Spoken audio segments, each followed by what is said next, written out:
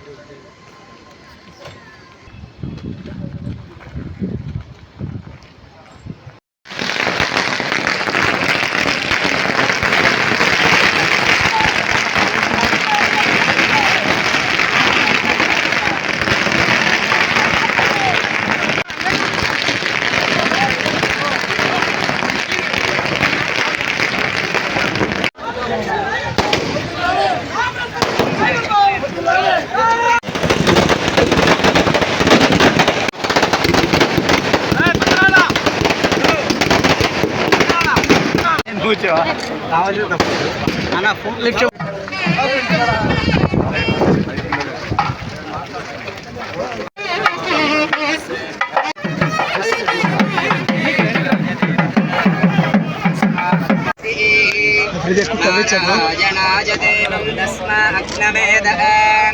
వేదాహం తస్మా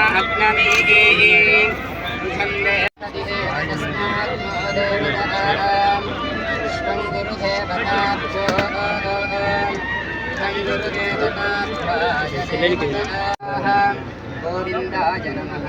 హృదం హస్తం రక్షాయ కేశవాయ స్వాహ నారాయణాయ స్వాహ మాధవాయ స్వాహ.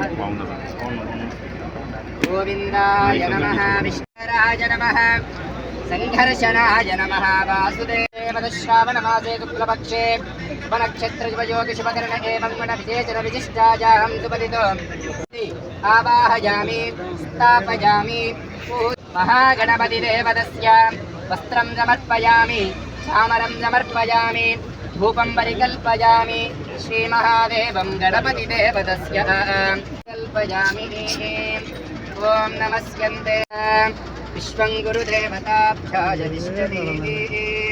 శ్రీమహాదేవం దేవత స్వచ్ఛం అధ్యయనం దేవతేభ్యాయ దేవతస్మద్రువంద దేవత ఇష్టేభ్యాయ దేవం సర్వతిష్టతి. మహాదేవం దేవతాభ్యాయ నమః. గణపతి మూల నివాసాయ వాసుదేవ ప్రియాయ మహాదేవం సర్వతి.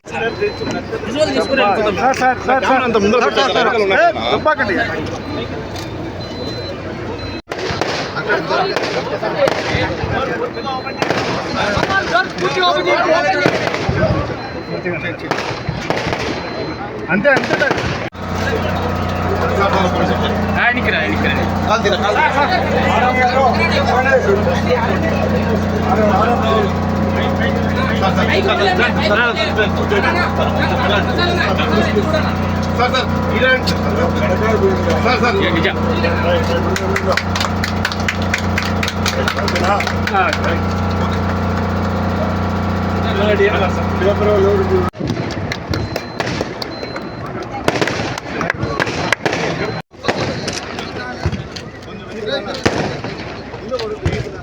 Okay sir.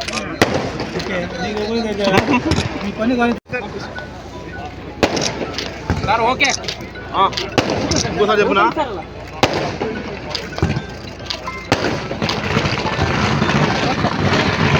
మీ అందరికీ తెలుసు, ఈరోజు మీరు ముఖ్యంగా గమనిస్తే ప్రభుత్వం ఏర్పడినప్పటి నుంచి మొదటి నెలనే చంద్రబాబు నాయుడు గారు చెప్పినట్లు 7,000 రూపాయలు పింఛన్ పాత ఏప్రిల్ నుంచి వస్తున్న బకాయిలతో కలిపి ఇవ్వడం జరిగింది విజయవంతంగా ఒక రోజులోనే.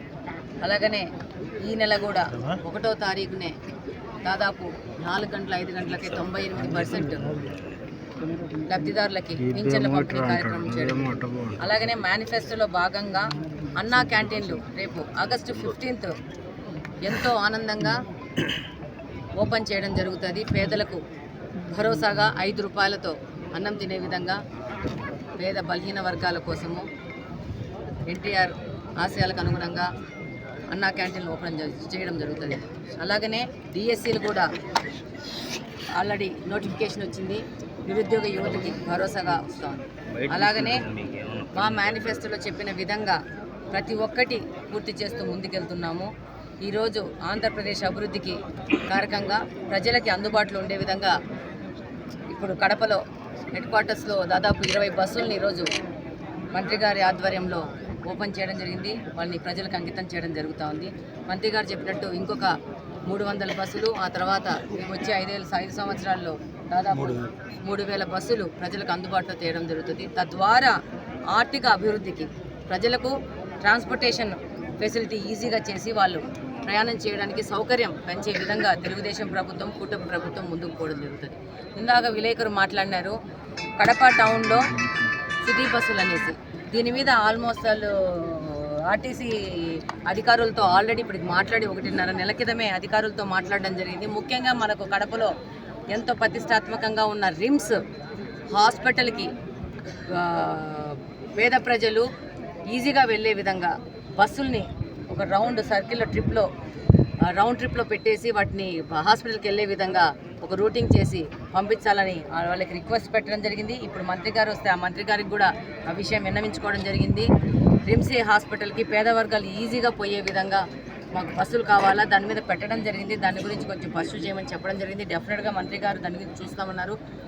అతి త్వరలో 2-3 నెలల్లో రిమ్స్ హాస్పిటల్కి బస్సులు వెళ్ళే విధంగా రౌండ్ ట్రిప్ ఒక రిమ్స్ హాస్పిటల్ నుంచి టౌన్లో వివిధ సెంటర్ల ద్వారా రూటింగ్ కలిపితే ఒక సర్కిల్లో ప్రతి ఒక్క అర్ధగంటకి గంటకి ప్రజలు రిమ్స్ హాస్పిటల్ వెళ్ళే విధంగా అక్కడి నుంచి వాళ్ళ గృహాలకు వెళ్ళే విధంగా అరేంజ్ చేయడం జరుగుతుంది. డెఫినెట్గా కడప అభివృద్ధి, కడప ప్రజల భవిష్యత్తు కోసం తప్పకుండా పనిచేస్తామని ఈ సందర్భంగా తెలియజేస్తాం.